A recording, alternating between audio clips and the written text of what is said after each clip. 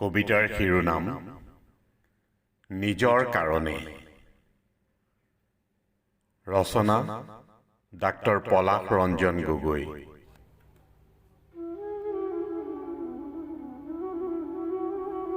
আমিও দুখ পাওঁ, কাটিলে তেজ ওলায়,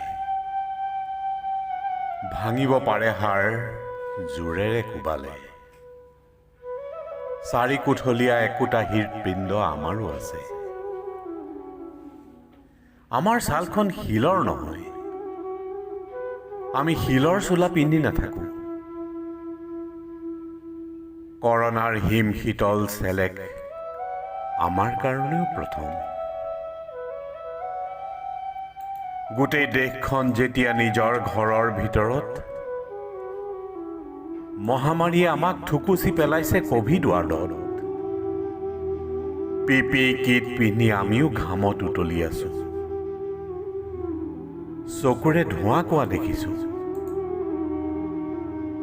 অপাৰেশ্যন কৰিছোঁ, অক্সিজেন দিছোঁ, ডিঙিয়েদি ভৰাইছোঁ টিউব।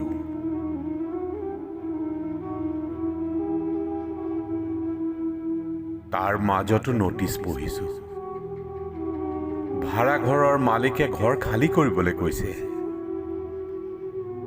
মহামাৰীয়ে কাঢ়ি লৈ গৈছে আমাৰ 18টা মাহ। কত সপোন হেৰাই গৈছে মাস্কবোৰৰ আঁৰত।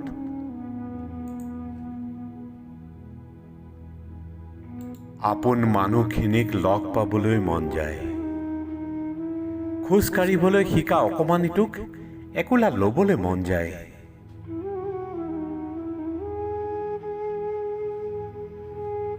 ভাগৰতো ভেণ্টিলেটৰ চলাইছোঁ, বাৰে বাৰে আৰ্টেৰিয়েল অক্সিজেন জুখিছোঁ। ভেকচিনৰ খোজকেইটা সকলোতকৈ আগতে আমিয়েই বাহু পাতি লৈছোঁ। যোদ্ধা বুলি তোষামোদ নকৰিব, ভগৱান বুলি কৈ চাকি গছৰ আগত নবহালেই ভাল পাম। আমিও দুখ পাওঁ, কাটিলে তেজ ওলায়, ভাঙিব পাৰে হাড় জোৰেৰে কোবালে।